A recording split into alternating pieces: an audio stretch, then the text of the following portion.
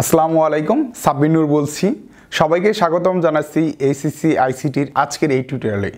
আজকের এই টিউটোরিয়ালে আমরা আলোচনা করব এইচএসসি আইসিটির তৃতীয় অধ্যায় সংখ্যা পদ্ধতি নিয়ে।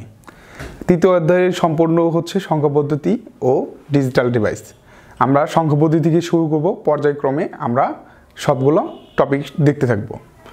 তো সর্বপ্রথমে আমরা যদি দেখি সংখ্যা পদ্ধতি কী, এবং তার পরবর্তীতে আমরা দেখব সংখ্যা পদ্ধতির প্রকারভেদসমূহ। এই দুইটি টপিক আমাদের খুবই গুরুত্বপূর্ণ সংখ্যা পদ্ধতির আমাদের ম্যাথ করার জন্য এবং হচ্ছে সবগুলো টপিক বোঝার জন্য। তো আমরা সবাই ক্লিয়ার করে এই বিষয়টা বুঝে নেব। তো সর্বপ্রথম হচ্ছে আমাদের কোশ্চেন হচ্ছে সংখ্যা পদ্ধতি কী। আমি যদি আপনাদের বলি সংখ্যা পদ্ধতি কী, কোনো সংখ্যা প্রকাশ করার পদ্ধতিকেই সংখ্যা পদ্ধতি বলে, অথবা অন্যভাবে বলতে পারি যে চিহ্ন বা প্রতীকের মাধ্যমে কোনো সংখ্যাকে প্রকাশ করা হয় তাকে সংখ্যা পদ্ধতি বলে।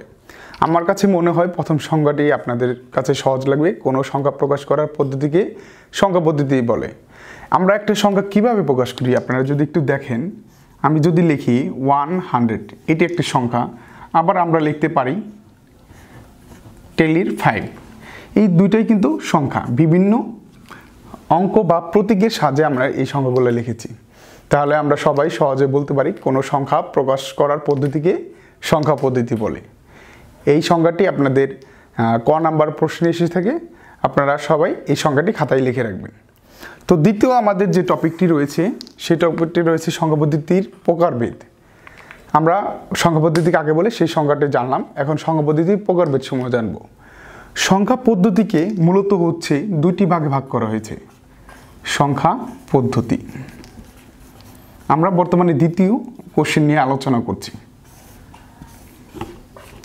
সংখ্যা পদ্ধতিকে দুইটি ভাগে ভাগ করা হয়েছে। একটি হচ্ছে পজিশনাল সংখ্যা পদ্ধতি বা স্থানীয় সংখ্যা পদ্ধতি।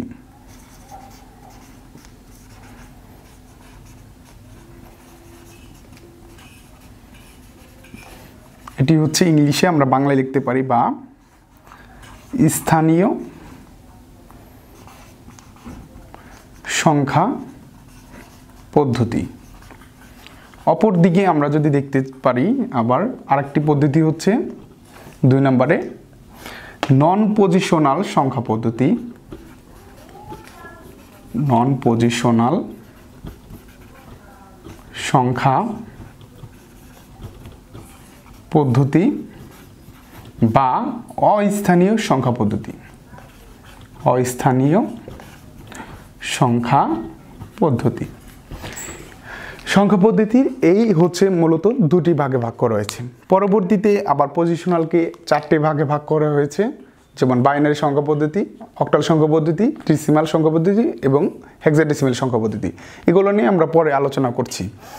এখন আমরা বুঝবো যে পজিশনাল সংখ্যা পদ্ধতি মূলত কাকে বলে এবং নন পজিশনাল সংখ্যা পদ্ধতি কাকে বলে।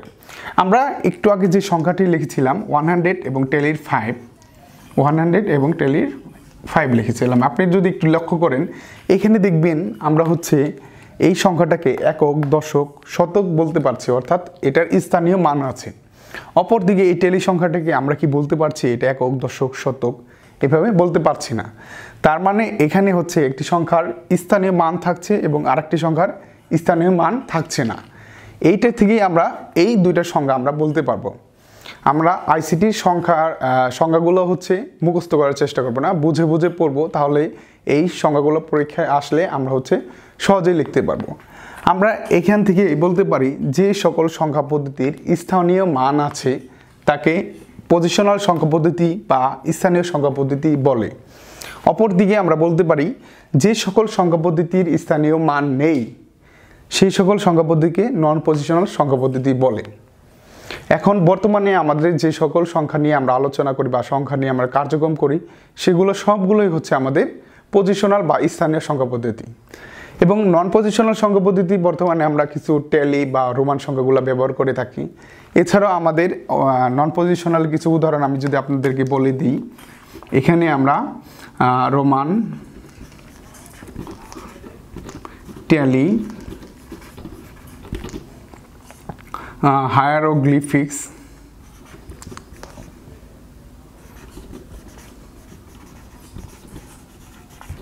এবং মেয়ার নামে আমাদের কিছু সংখ্যা পদ্ধতি রয়েছে।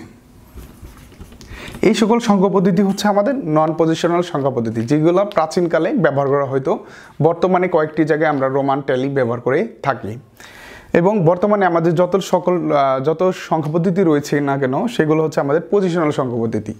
এই পজিশনাল সংখ্যা পদ্ধতির আমি হচ্ছে যে বিষয়গুলো রয়েছে, পজিশনাল সংখ্যা পদ্ধতিকে 4 ভাগে ভাগ করা হয়েছে। সেগুলো হচ্ছে বাইনারি, অক্টাল, ডেসিমাল এবং হেক্সাডেসিমাল।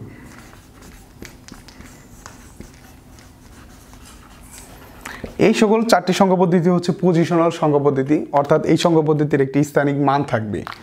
অপরদিকে আমরা যে সকল সংখ্যা পদ্ধতি নিয়ে বললাম নন পজিশনাল, সেগুলোর স্থানীয় মান থাকবে না। এই সংখ্যা পদ্ধতির আমাদের আলোচনা এখানেই শেষ। আমাদের 3য় অধ্যায় সংখ্যা পদ্ধতি অংশে আমরা পরবর্তী টিউটোরিয়াল থেকে আলোচনা করব বাইনারি, অক্টাল, ডেসিমেল এবং হেক্সাডেসিমেল নিয়ে, এবং এর পরবর্তীতে আমরা সংখ্যা পদ্ধতির রূপান্তরের অঙ্কগুলো করতে থাকব।